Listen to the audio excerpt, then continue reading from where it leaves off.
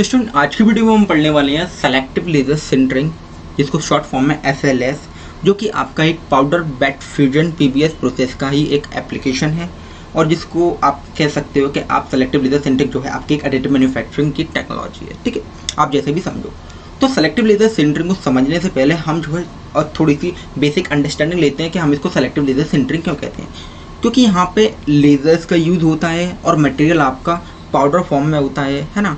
और लेज़र आपकी क्या है, जो भी आपका पार्ट बनना है ना, उसको फैब्रिकेट करना है तो उसको सेलेक्टिवली करता है। तो इसलिए हम इसको सेलेक्टिव लेजर सिंटरिंग कहते हैं। ये 3 वर्ड से मिलकर बनता है, जिसको हम सेलेक्टिव लेजर सिंटरिंग कहते हैं और शॉर्ट फॉर्म में SLS कहते हैं। ठीक है, ये थोड़ी सी छोटी सी बात हो गई इसके ऊपर बेसिक अंडरस्टैंडिंग।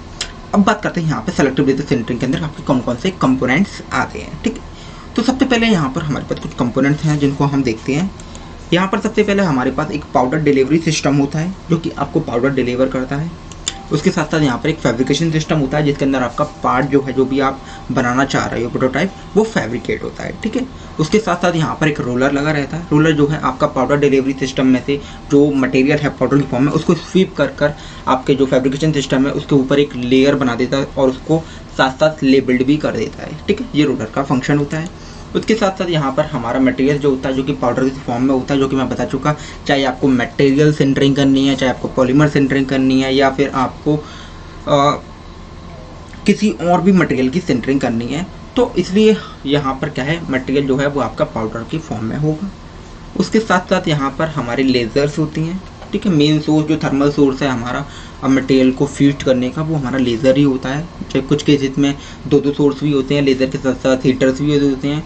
तो यहाँ पर हमारे पास लेज़र यूज़ हो रही है। ठीक है, उसके साथ साथ यहाँ पर हमारा एक स्कैनर सिस्टम लगा रहता है। स्कैनर सिस्टम क्या है, जिसके अंदर एक मिरर लगा रहता है जो कि डिफ्लेक्ट करता है आपके मिरर को, ताकि आपकी लेज़र लाइट जो है सेलेक्टिवली स्कैंड हो सके आपके जो फैब्रिकेशन सिस्टम है उसके बेड पर। ठीक है, जिससे क्या है आपके जो फैब्रिकेशन जो पार्ट है ना, प्रोटोटाइप है, उसकी लेयर जो है अच्छी तरीके से स्कैंड हो सके। उसके साथ साथ यहाँ पर हमारे पास जो आप एग्जाम्पल के तौर पर देख सकते हो, कुछ इस तरीके का पार्ट जो है फैब्रिकेट होएगा जब लेज़र लाइट इसके ऊपर स्कैन पड़ती है। और यहाँ पर अनसिल्टर्ड पाउडर। अब जो अनसिल्टर्ड जो पाउडर होता है ये काफ़ी बेनिफिशियल होता है SLS के केस में, क्योंकि यहाँ पर ये सपोर्ट प्रोवाइड करता है। जिस तरीके का आपका प्रोटोटाइप है, जो भी आपका पार्ट है, तो उसका एक सपोर्ट स्ट्रक्चर प्रोवाइड करता है। लेकिन जो अदर एडिटिव मैन्युफैक्चरिंग प्रोसेस है, जैसे कि एडिटिव मैन्युफैक्चरिंग में जैसे कि आपका FDM हो गया, फिक्स्ड डिपोजिशन मॉडलिंग, या फिर आपका वेट फोटोपॉलीमराइजेशन प्रोसेस है जिसका अंदर हमने स्टीरियोलिथोग्राफी पढ़ा था, तो उन केसेस में क्या होता है, प्रोटोटाइप बनाने के लिए हमको सपोर्ट की जरूरत पड़ती थी। लेकिन यहाँ पर क्या है, हमको सपोर्ट बनाने की जरूरत नहीं पड़ती, ये ऑटोमेटिकली पाउडर से सपोर्ट इसको प्रोवाइड होता रहता है। और जो अनसिंटर्ड पाउडर है बाद में हम इसको रीयूज़ भी कर सकते हैं। ठीक है, यहाँ पर मटेरियल का वेस्टेज बहुत कम होता है। तो ये कुछ आपके कंपोनेंट्स होते हैं आपके SLS के अंदर। ठीक है, अब इसको एनिमेशन के थ्रू समझने की कोशिश करते हैं कि इसका प्रोसेस क्या है पूरा।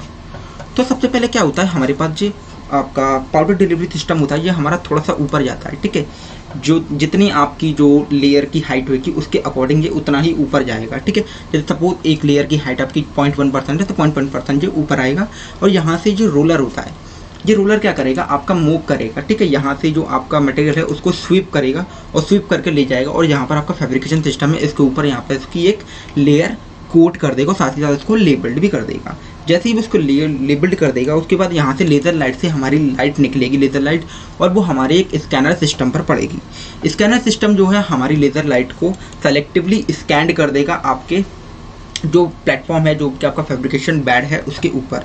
जैसे ही वो उसको स्कैन कर देता है, उसकी एक लेयर यहाँ पर क्रिएट हो जाएगी। जो भी आपका प्रोटोटाइप है या जो भी आपका पार्ट बनाना चाह रहे हो, उसकी एक लेयर यहाँ पर क्रिएट हो जाएगी।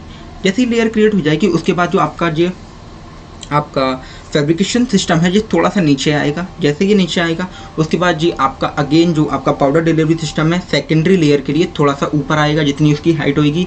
और जी रोलर जो है अगेन यहाँ से मटेरियल जो आपका है उसको स्वीप करता हुआ जाएगा और यहाँ पे उसकी सेकेंडरी लेयर जो है उसकी कोट कर देगा, है ना। फिर यहाँ से लेज़र लाइट उसको अगेन स्कैन करेगी स्कैनर सिस्टम के थ्रू, उसकी सेकेंडरी लेयर बना देगी। तो ये प्रोसेस जो है तब तक चलता रहता है जब तक आपका प्रोटोटाइप है, जो आपका फाइनल पार्ट जो है बनकर तैयार नहीं हो जाता। तो ये था आपका ओवरऑल प्रोसेस एक आपका सेलेक्टिव लेजर सिंटरिंग का। ठीक है, तो अगर वीडियो अच्छा लगा हो तो प्लीज़ यार लाइक कीजिएगा और चैनल सब्सक्राइब नहीं किया तो सब्सक्राइब कर लीजिएगा ऐसे ही वीडियोज़ के लिए। तो मिलते हैं अगले वीडियो में, तब तक के लिए गुड बाय।